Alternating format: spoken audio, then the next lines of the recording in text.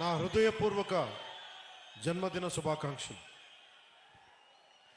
Justice Gopal Gowda గారు కేవలం న్యాయమూర్తే కాదు, ఆయన కర్ణాటకలోని చిక్బళ్ళాపూర్ జిల్లా పీడూరు అనే గ్రామంలో పుట్టిన ఒక రైతు బిడ్డ.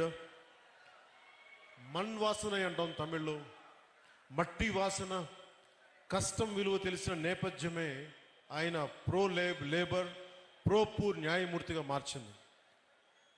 ఆయన డిగ్రీ అయినాక 75లో న్యాయవాదిగా నమోదయ్యారు.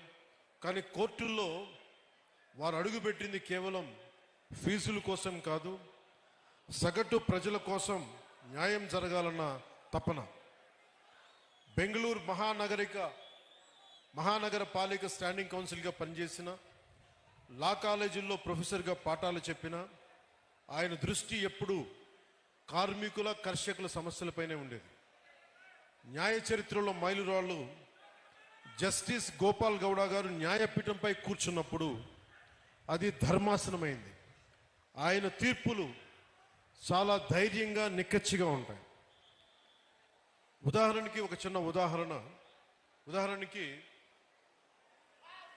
వైద్య నిర్లక్ష్యంపై దేశంలోనే అతిపెద్ద నష్టపరిహారం డాక్టర్ కునాల్ సాహా కేసులో ఆయన ఇచ్చిన తీర్పును మర్చిపోలేదు. డాక్టర్ల నిర్లక్ష్యం వల్ల మరణించిన ఒక భార్యకు న్యాయం చేస్తూ 6,08,00,000 నష్టపరిహారం ఇప్పించిన మహానుభావులకు జడ్జిగా. నష్టపరిహారం అంటే జస్ట్, ఫెయిర్ అండ్ రీజనబుల్, సమంజసంగా న్యాయంగా ఉండాలి.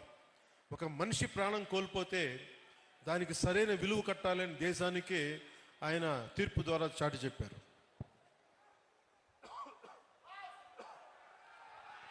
కార్మికుడికి రక్షణ, ఒక హైకోర్టు తీర్పును కొట్టివేస్తూ కార్మికుడికి అక్రమ తొలగింపునకు పరిహారం బదులు ఉద్యోగం పునరుద్ధరణ, రీఇన్స్టేట్మెంట్ తప్పనిసరి అని తేల్చి చెప్పారు. కార్మికుడికి ఉద్యోగం అంటే కేవలం జీతం కాదు, అది అతని గౌరవం, అతని భద్రత నిరూపించారు. రైతు భూముల్ని ఒక రక్షకులు వారు. పాత చట్టాల పేరుతో రైతుల భూముల్ని లాక్కోవటం ఎంతవరకు ధర్మం?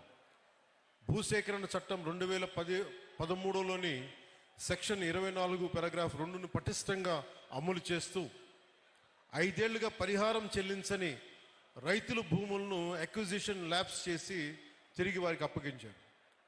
రైట్ టు లైఫ్ అంటే జీవించే హక్కు అంటే జీవనోపాధి అని, రైట్ టు లైవ్లీహుడ్ అని ప్రభుత్వాలకి చాలా సున్నితంగా హెచ్చరించారు. అలాగే నాకు ప్రత్యేకించి జనసేన సిద్ధాంతాలకి ఆయన చాలా బలమైన